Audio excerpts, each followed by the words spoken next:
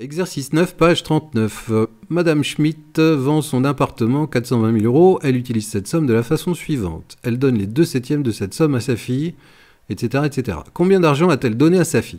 Eh bien, elle a donné les 2/7 de 420 000 €. Donc, il faut qu'on calcule 2/7 de 420 000. Eh bien, 2/7 de 420 000, ça se calcule en posant 2/7 fois 420 000. Donc ça vaut 2 fois 60 000, et ce qui vaut 120 000. Alors ça se fait de tête ça, parce que 42 divisé par 7, ça fait 6. Et 6 fois 2, ça fait 12.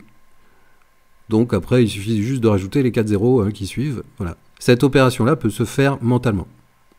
Question B, quelle somme a-t-elle placée?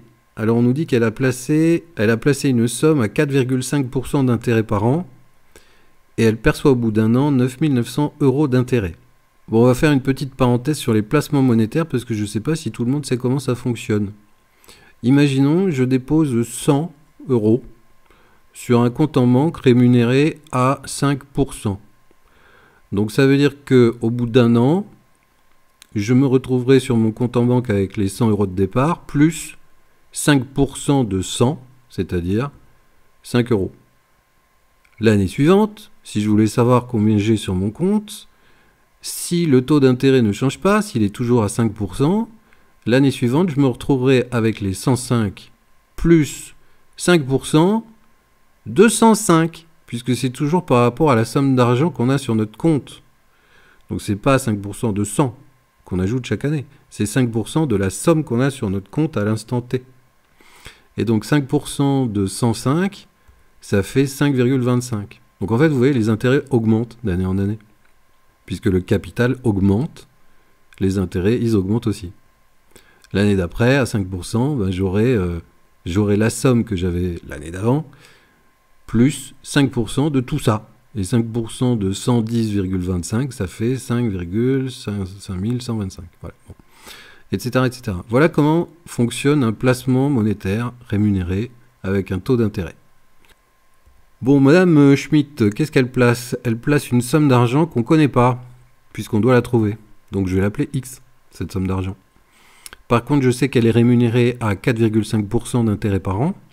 Donc ça veut dire que l'année d'après, elle se retrouve avec sa somme de départ, X, plus 4,5% de X. Et justement, ces 4,5% de X, dans l'énoncé, on nous dit que ça vaut 9 900 €.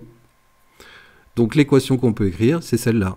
4,5% de X égale 9 900. Voilà l'équation qu'on peut écrire grâce à l'énoncé. Donc maintenant, il ne reste plus qu'à la résoudre. On multiplie par 100 à gauche et à droite. On divise par 4,5 à gauche et à droite. Et on trouve que la somme d'argent qu'elle a placée vaut 220 000 €. Question C, quel était le prix de la voiture? Alors la voiture, dans l'énoncé, concernant la voiture, on ne nous dit rien. Par contre, on connaît la somme totale qu'elle avait au départ, 420 000 €. On sait qu'elle en a donné 120 000 à sa fille et 220 000 à la banque. Donc pour s'acheter la voiture, c'est ce qui lui reste des 420 000 € quand on a retranché 220 000 et 120 000, c'est-à-dire 80 000 €.